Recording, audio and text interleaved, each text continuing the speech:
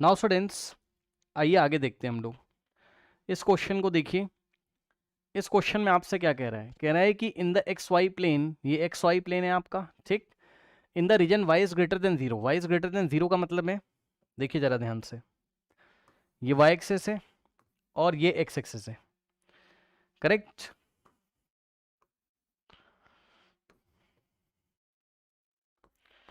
X x dash और y y dash, correct. Okay, अब देखिए इस रीजन में y is greater than zero का क्या मतलब होता है बताओ?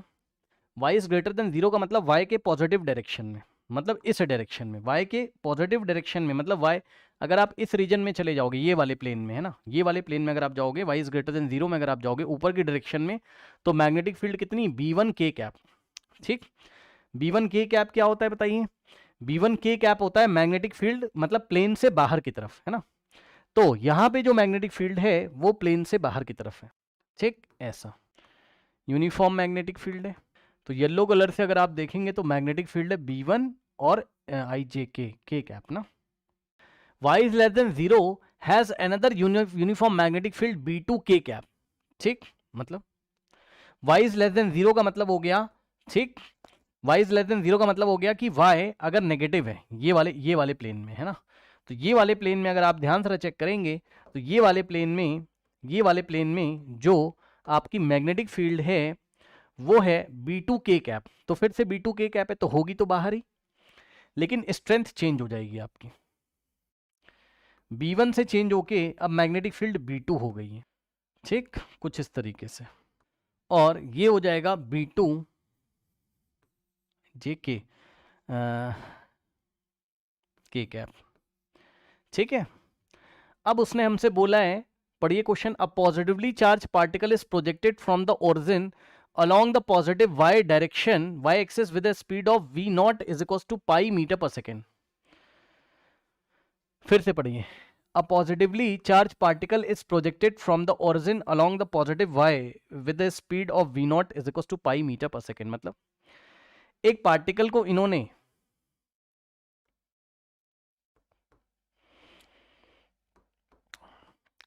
y एक्सिस की पॉजिटिव डायरेक्शन में इस तरीके से थ्रो किया, कितनी वेलोसिटी से? पाई मीटर पर सेकेंड से। कितने से? पाई मीटर पर सेकेंड से, है ना, ये इस तरीके से। तो ये पाई इसकी वैल्यू है ना, पाई मीटर पर सेकेंड। मतलब जो v आपको दिया है, v नॉट उसने दिया है, कोई बात नहीं, मैं v मान के चल रहा हूँ। जो वेलोसिटी मेरी पाई है, कितनी? Pi meter, numerical value pi meter पर सेकेंड। ओके, इस तरीके से। ओके, नाउ अब देखिए, at time t is equal to zero पे हमने ऐसा किया। Time t is equal to zero पे हमने ओरिजिन से इस पार्टिकल को पाई मीटर पर सेकेंड से y के पॉजिटिव डायरेक्शन में ऐसे फेंका। नेग्लेक्ट ग्रेविटी, ग्रेविटी के बारे में हमें नहीं, क्या हो रहा है आज? देखिए जरा ध्यान से, यस, नेग्लेक्ट ग्रेविटी, ग्रेविटी के बारे में हमें नहीं सोचना है। कह रहा है let time t is equal to capital T be the time when the particle crosses the x axis from below the first time. समझो जरा ध्यान से, इसका मतलब समझो। कह रहा है let t is equal to capital T, तो टोटल टाइम उसने कैपिटल T दिया है। The first time when the particle crosses the x axis from below for the first time, ये क्या मतलब है? देखो, आओ जरा देखते हैं। ये बताइए सबसे पहले, ये जो येलो वाला रीजन है ना, इसके लिए वेलोसिटी ऐसे पाई मीटर पर सेकेंड, और मैग्नेटिक फील्ड बाहर की तरफ है, उसका मैग्नीट्यूड कितना है? B1 है। तो बताइए येलो वाले पोर्शन के लिए जो वेलोसिटी वेक्टर है वो आपका मैग्नेटिक फील्ड के परपेंडिकुलर है? बोलिए हाँ। पाथ कैसा आएगा? सर्कुलर। पाथ कैसा आएगा बताइए? सर्कुलर। या ट्रेजेक्ट्री कैसी आएगी? सर्कुलर। करके भी देख सकते हो। V ऐसे है, B बाहर की तरफ है, तो अगर आप कर लो भाई, अगर आप V क्रॉस B करोगे, ये V क्रॉस B करोगे, थंब कहीं यहाँ आएगा, यानी कि वेलोसिटी वेक्टर को ऐसे टर्न कर देगा। ये देखिए, ये ऐसे सर्कुलर पोर्शन ये लेगा। कोई डाउट है बताइए? ये ऐसे करके सर्कुलर मोशन करेगा, मानते हो कि नहीं बताओ? जल्दी से देख लो। और इस प्लेन में करेगा, ये वाला जो XY प्लेन है, करके चेक कर लो, ठीक। अब अगर ये सर्कुलर मोशन करेगा, तो रेडियस कितना बनेगा बताना जरा।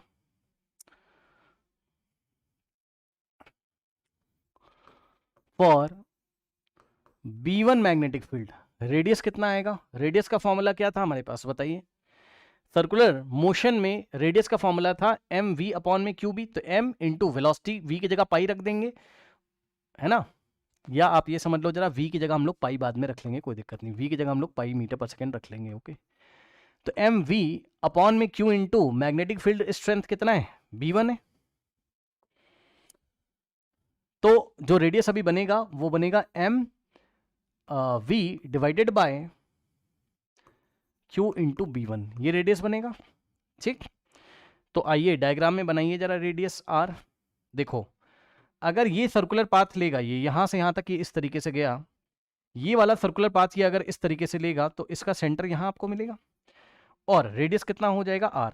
यहां से यहां तक आर की वैल्यू मैंने आपको निकाल के दिखा दिया, ये ऐसे आराम से चेक कर लीजिए।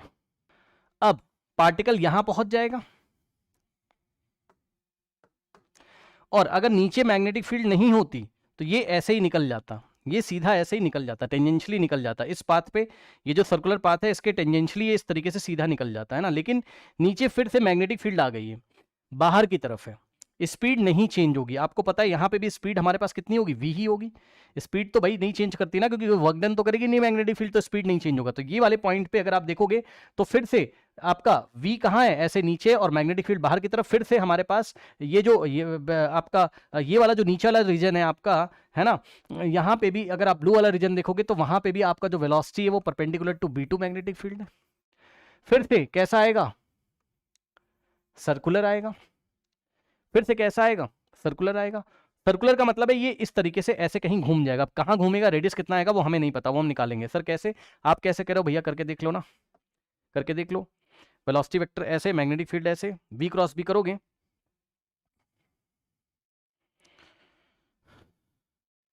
v क्रॉस b, v पे हाथ रख के v क्रॉस b, थंब इधर आ रहा है ना, थंब इधर कहीं आ, करके देखो भाई मैं क्या बताऊं, कितना मैं क्या क्या मैं बताऊं, करके देखो।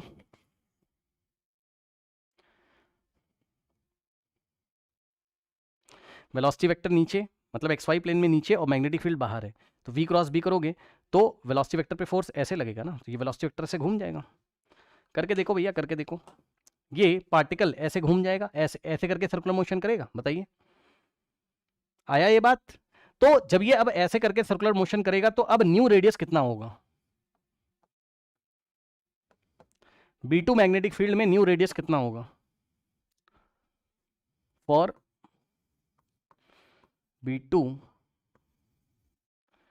New radius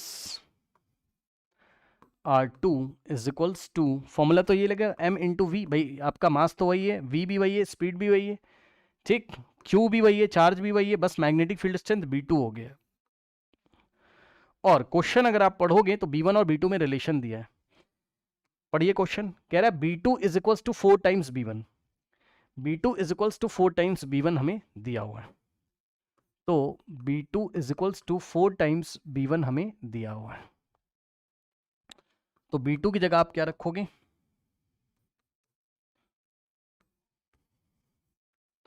four times B1 हम रखेंगे, ठीक है ना, 4 टाइम्स B1 हम लोग रखेंगे। तो यहां से अगर आप देखेंगे तो अपॉन में 4, यानी कि 1/4 तो चलो ऐसे ही रहेगा, और MV डिवाइडेड बाय QB1 ये ऐसे आ जाएगा।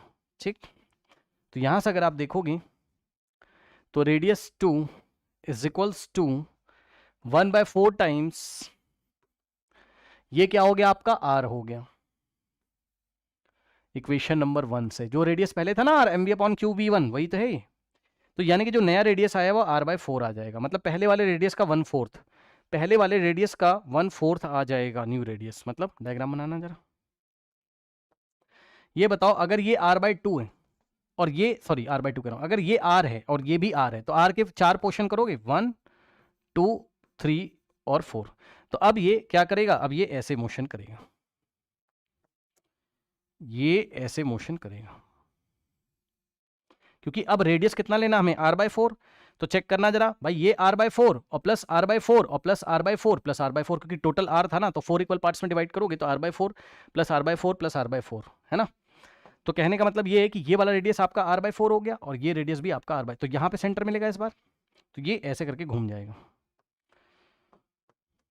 और ये रेडियस r/4 और ये रेडियस हमारे पास r/4 और ये r/4। ओके, नाउ अब क्वेश्चन क्या पूछा है, क्या है, the average speed to the particle in metre पर second along the x axis in the time interval capital T. अब कैपिटल टी की क्या खासियत है, पढ़ना जरा, पढ़िए। कह रहा let T is equal to capital T be the time when the particle crosses the x axis from the below for the first time. मतलब कैपिटल टी वो टाइम है जिस टाइम में ये ऐसे करके आता है और एक्स एक्सिस के बिलो से पहली बार एक्स एक्सिस को क्रॉस करता है।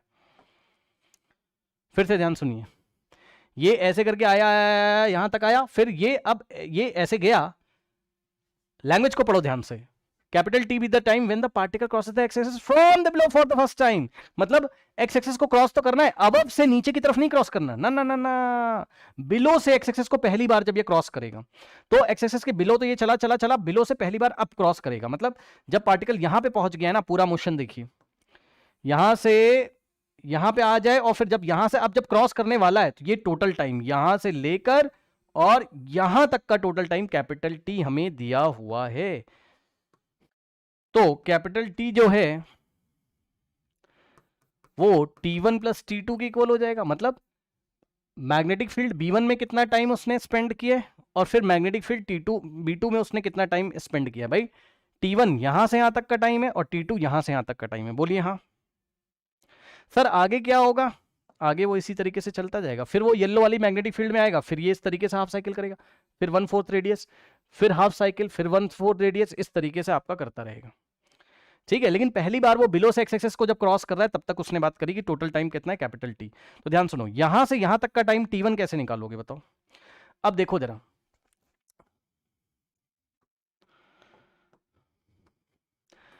टोटल टाइम कितना होता था बताना जरा, कल की क्लास में पढ़ा था। अगर वो पूरा चक्कर काट लेता है ऐसे करके R रेडियस पे, तो टोटल टाइम कितना होता है, 2πm/क्यूबी होता, बताइए। लेकिन पूरा तो चला नहीं है, हाफ साइकिल चला है। तो T1 मैग्नेटिक फील्ड में, सॉरी B1 मैग्नेटिक फील्ड में उसने अगर टाइम T1 लगाया है, तो टाइम T1 हम कैसे निकालेंगे, फॉर्मूला तो यही लगेगा लेकिन इसका हाफ कर देंगे। तो T1 कैसे आएगा, इसका हाफ करना जरा,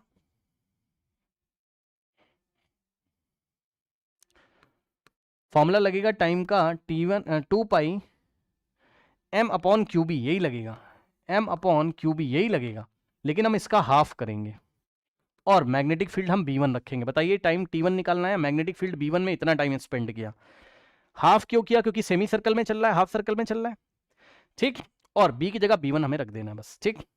प्लस इसी तरीके से सेकेंड मैग्नेटिक फील्ड जो आपकी B2, उसमें कितना टाइम स्पेंड किया है, यहां से यहां तक कितना टाइम स्पेंड किया है, तो फॉर्मूला तो यही लगेगा, बट हाफ करना पड़ेगा बिकॉज ये भी तो सेमी सर्कल है, ये भी तो हमारे पास सेमी सर्कल है ना भाई, है ना। तो फॉर्मूला तो यही लगेगा 2πm/में चार्ज तो वही है, मैग्नेटिक फील्ड B2 हो जाएगा और उसका हाफ करना पड़ेगा, क्योंकि ये टोटल टाइम पीरियड होता है। अगर पूरे सर्कल में चला होता तब हाफ करोगे, ये कैंसिल, ये कैंसिल। तो जो कैपिटल टी उसने क्वेश्चन में हमें दिया हुआ था वो टोटल टाइम आ गया, ये टोटल टाइम है क्वेश्चन का।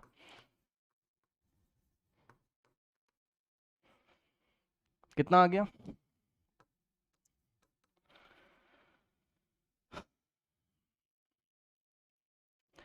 टू πm/में Q इंटू B1 और प्लस πm/में Q, अगर आप चाहें तो B2 की जगह आप 4B1 रख सकते हैं। तो यहां से आ जाएगा आपका, ये 2 नहीं होगा ना, यहां पर 2 से 2 कैंसिल, तो अगर आप देखोगे तो इसको 4 से ऊपर मल्टीप्लाई कर लो, 4 से नीचे, तो एलसीएम आ जाएगा 4QB1 और न्यूमरेटर में 4πm प्लस πm 5πm, ठीक। तो ये टोटल टाइम हमारे पास आ गया, कैपिटल टी, जो टोटल टाइम के बारे में बात कर रहा था ना क्वेश्चन में, वो वाला टाइम ये आ गया। अब उसने हमसे एवरेज स्पीड पूछा हुआ है, तो एवरेज वेलोसिटी नहीं है, एवरेज स्पीड है, ध्यान रखिएगा। लेकिन पता है average speed along the x axis पूछा हुआ है, ध्यान से सुनिएगा, क्वेश्चन को ध्यान से पढ़िएगा। Average speed along the x axis पूछा है।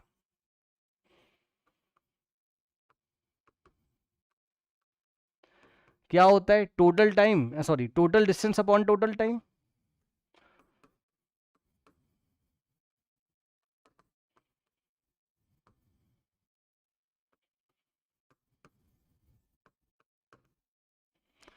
ठीक, अब आइए जरा डायग्राम में।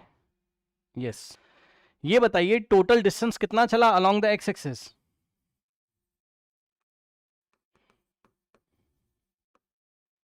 बच्चे पता है कौन सा डिस्टेंस लेंगे? ये वाला, ये वाला। इसका सेमी सरकमफेरेंस लेंगे पाई आर, और इसका लेंगे पाई आर और रेडियस की जगह आर बाय 4 रखेंगे, दोनों को ऐड करेंगे, गलत हो जाएगा।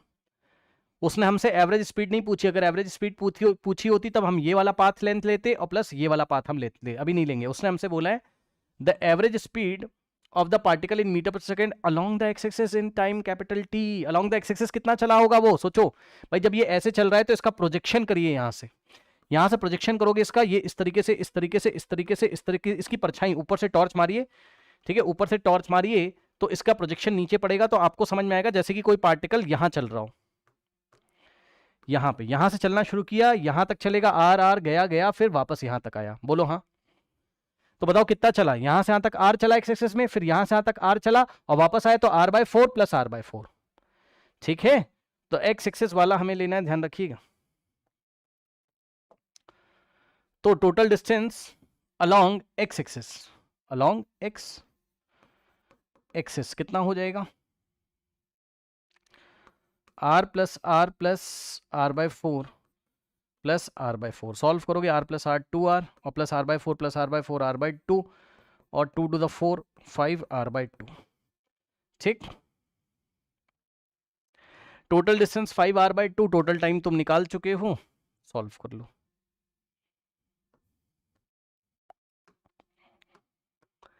टोटल डिस्टेंस हो गया 5 आर बाई 2 और टोटल टाइम कैपिटल टी था जो कि कितना आ रहा था? 5 पाई एम अपॉन 4 क्यू बी 1, 5 पाई एम अपॉन 4 क्यू बी 1, इस तरीके से सॉल्व करेंगे तो 5 बाई 2 आर तो ऐसे होगा, नीचे वाला क्रॉस हो जाएगा, 4 क्यू बी 1 रेसिप्रोकल हो जाएगा ना, 5 से 5, 2 1 जा 2 2 जा। उसके बाद आर की वैल्यू रखिए, आर कितना था?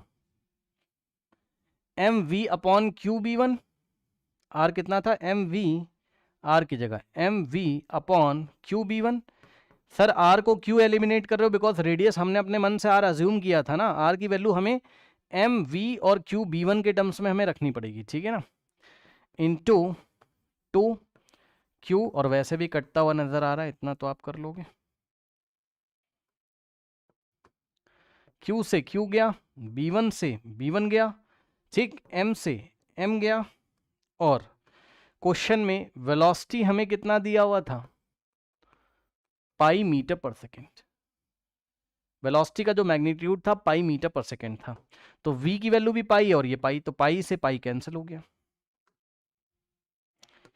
और हम लोग के पास जो आंसर आया वो आया 2 मीटर पर सेकेंड। तो इस तरीके से जो एवरेज स्पीड निकल के आ रही है हमारे पास, ठीक है, वो है 2 मीटर पर सेकेंड। इसी में अगर एवरेज वेलोसिटी पूछ लेता तो हम total displacement upon total time करते, और टोटल डिस्प्लेसमेंट में हम केवल कितना लेते? इतना, क्योंकि ये इसकी इनिशियल पोजीशन होती और ये इसकी फाइनल पोजीशन होती, आर और प्लस ये हो जाता आर बाई 2, उस हिसाब से हम करते। और अगर ओनली एवरेज स्पीड पूछता तो हम ये वाली लेंथ यानी कि पाई आर और प्लस ये वाली लेंथ यानी कि पाई आर बाय 4 को ऐड करते और डिवाइडेड बाय टोटल टाइम हम करते हैं, ठीक है। तो इस तरीके से इस प्रॉब्लम को हम लोग हैंडल करेंगे।